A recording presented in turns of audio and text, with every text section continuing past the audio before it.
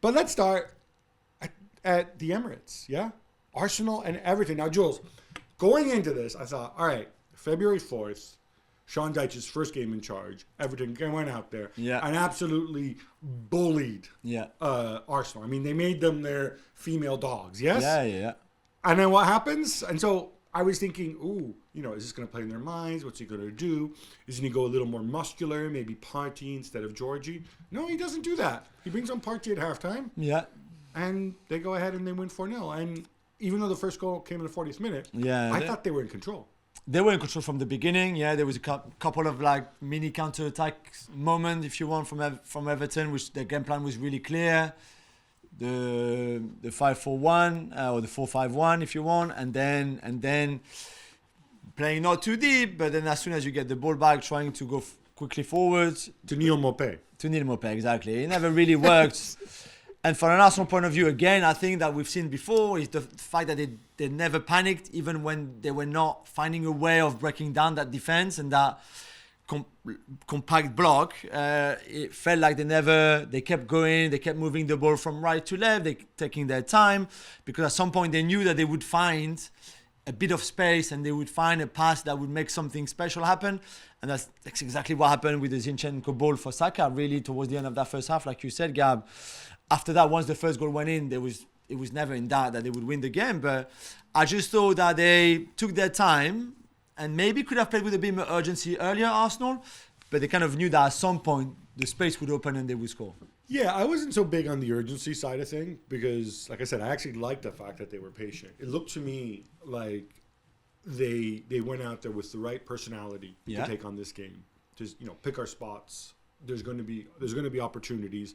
And then we take them because it's really, really difficult with that personnel that Everton have to go and defend and for 90 minutes. It's just not an easy thing to do. So as long as they kept their heads and I think that's what really impressed me the most.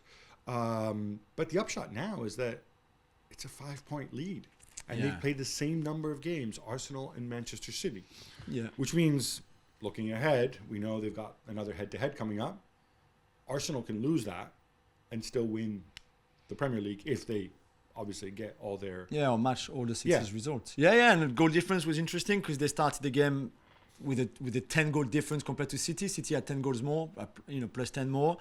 You win 4-0, it's down to 6, which is already a bit more... I know you hate the goal difference, but it could be important towards the end. So the goal difference doesn't exist. It's not a thing. So it still is. It's good to have a big win like that. You don't concede again after having been a bit leaky defensively.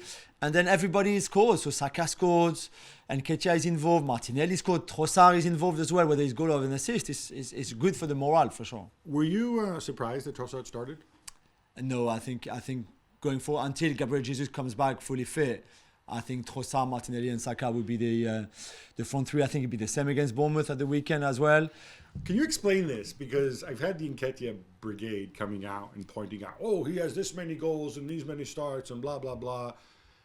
And I thought, Leandro Trossard is not really a center forward the way Nketiah is. He's adapted to the role, if you want, right? Yeah. So this kind of surprised me that you're opting for Trossard, asking Trossard to learn the Gabriel Jesus runs in the middle of a season. I don't know. I just thought that was an interesting kind of take. It's one thing to give Nketiah the game off at the weekend, fine.